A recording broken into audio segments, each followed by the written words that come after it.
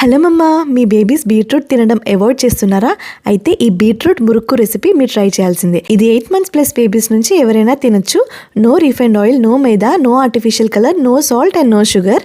Beetroot వల్ల న్యాచురల్గానే కలర్ఫుల్గా ఉండడంతో పాటు కిడ్స్ బాగా ఎక్సైట్ అవుతారు. ఇంకా మూంగ్ దాల్తో ప్రోటీన్ వస్తుంది అండ్ సాఫ్ట్గా కూడా ఉంటాయి. సో దట్ బేబీస్ ఈజీగా తినగలుగుతారు. మీ బేబీ రెగ్యులర్ ఫుడ్తో బోర్ అయినప్పుడల్లా ఈ ఫన్ అండ్ హెల్తీ రెసిపీ పక్క ట్రై చేయండి. ఇప్పుడు మనం ప్రాసెస్లోకి వెళ్ళిపోదాం. కావాల్సినవి 2 spoons చాప్ చేసిన beetroot, 2 spoons moong dal, ½ cup వాటర్లో 1 hour సోక్ చేయాలి. 1 big spoon రైస్ ఫ్లోర్, కొంచెం జీలకర్ర పొడి, కొంచెం నెయ్యి. ఇప్పుడు ఒక ప్రెషర్ కుక్కర్ తీసుకొని బీట్రూట్ అండ్ సోక్ చేసిన మూంగ్ దాల్ని వాటర్తో కలిపి వేసి 2 whistles వరకు కుక్ చేయాలి. చూడండి ఎంత సాఫ్ట్గా కుక్ అయిందో. ఇది కొంచెం చల్లగా అయ్యాక బ్లెండర్ జార్లో వేసి కొద్దిగా వాటర్ పోసుకొని స్మూత్ అండ్ సిల్కీ పేస్ట్ లాగా బ్లెండ్ చేసుకోవాలి.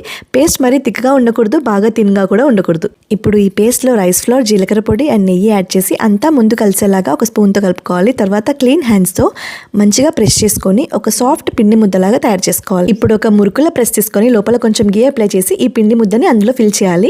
ఇక చూసారా, థిక్ మురుకు ప్లేట్ ఉంటుంది కదా, అది తీసుకోండి.